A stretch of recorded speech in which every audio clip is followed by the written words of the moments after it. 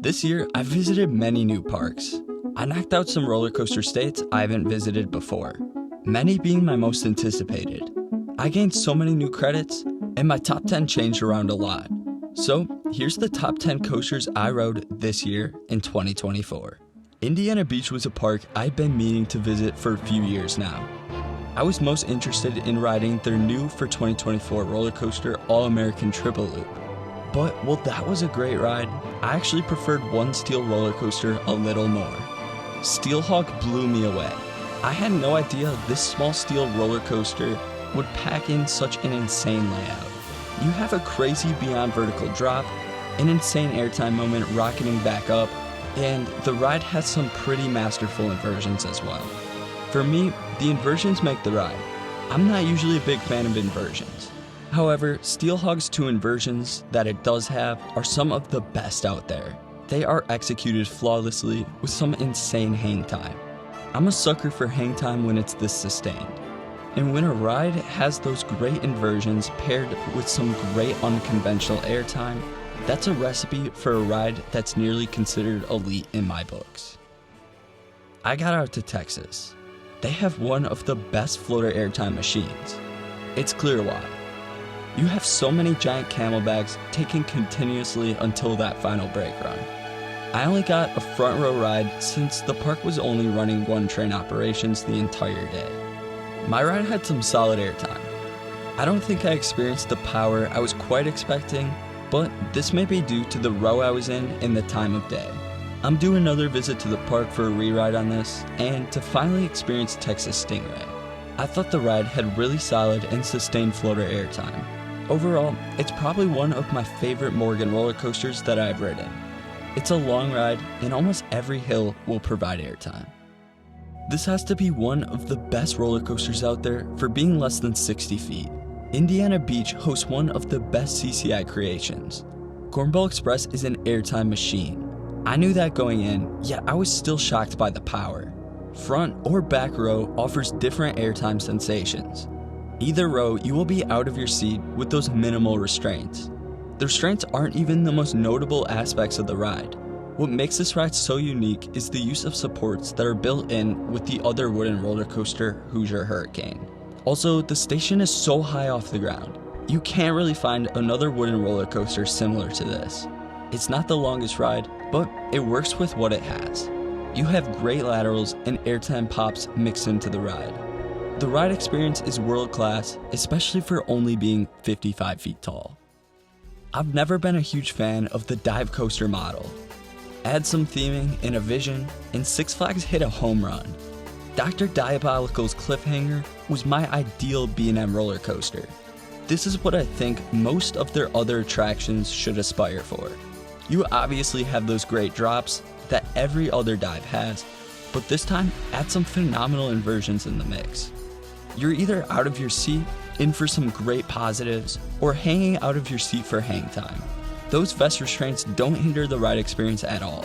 In my books, this was a great addition to the park, and a ride I was glad to knock off the bucket list this season. I was fortunate to finally visit Hershey Park. The park's collection was always on my radar, but once they expanded the front with Candemonium, I knew I had to prioritize a visit. The presentation of the ride is flawlessly executed. The second you see one of those trains cycle, you'll be mesmerized. And the ride ride's nearly just as good as it looks. Obviously, you have that first floater hill, which lives up to all the hype. It's my favorite element on the ride, and maybe on any B&M Hyper. The rest of the ride focuses on taking you high off the ground as you float above the front of the park. It's gotten a lot of hype over all these days, and it's completely justified. Stormrunner is one of the best launch roller coasters out there. This attraction kicks it off with the adrenaline-inducing first launch. It was mostly on my bucket list for that launch, but I stayed for the re-rides because of that layout. Easily one of the best launches out there. And not like other launch roller coasters, the intensity doesn't end there. There's pure ejector airtime scattered throughout the layout and very good inversions paced into the ride. It's a short ride while still feeling fulfilling. In my eyes, this is one of Intamin's greatest roller coasters, and Hershey Park should be proud of their work with this edition. Honestly, I wasn't really hyped for Wildcats Revenge at first. The stats weren't impressive, so I thought it was just your average RMC. Boy, was I wrong about that. Absolutely shattered my expectations. The airtime was absurdly strong, complemented by some great inversions and excellent pacing. RMC really designed one of the best layouts out there with this edition, and I didn't see it coming. When one of the worst elements of the ride is the first drop, you know you've built a world-class ride. Over 3,500 feet of track executed brilliantly. Airtime or inversions, the ride hits with pure power. I don't think I've experienced pure power like this before. I should have had this ride higher on my bucket list, but I'm just glad to have ridden it.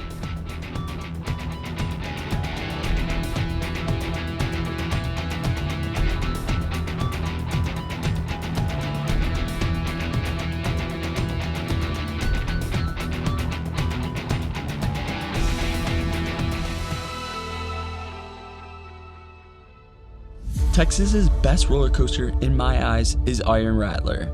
It's the main reason I had to get out to Texas. That first drop in the back row was something I spent years waiting to experience. This year was that year. I finally rode one of RMC's masterpieces. Its layout is nearly perfect with its floaty inversion and turns balanced with out of control ejector. The drop off the Corey wall cannot be hyped enough. The first drop paired with this element makes it an elite RMC. I had this on my radar for years, and it should be on yours as well.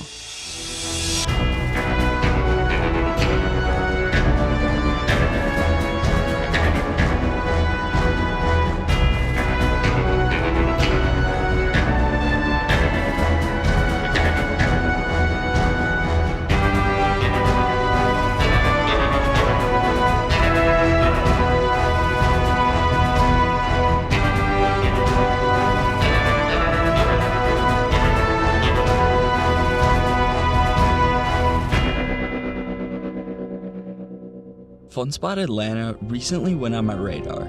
This is only because of one attraction, their standout roller coaster Airy Force 1. This is one of RMC's best works.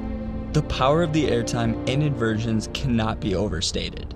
Get a ride in the back row and you'll just understand. RMC really built a masterpiece of a ride with this edition.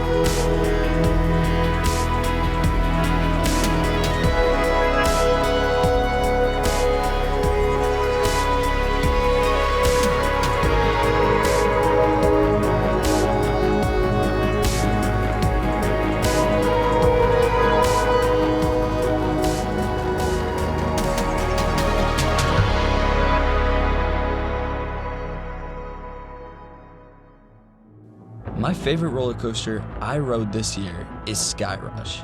Intamin decided to build an ejector machine with this addition to Hershey Park. It's nearly flawless. The power of the airtime is not overstated, and you're even in for some lateral ejector airtime. Plus, with those restraints and wing seating, you're going to be exposed the duration of the ride. An Intamin masterpiece is by default a top 1% roller coaster. And if you don't believe me, ride it for yourself. Back row, wing seat, on that first drop will have you changing any second thoughts about this ride. Just see the hype for yourself.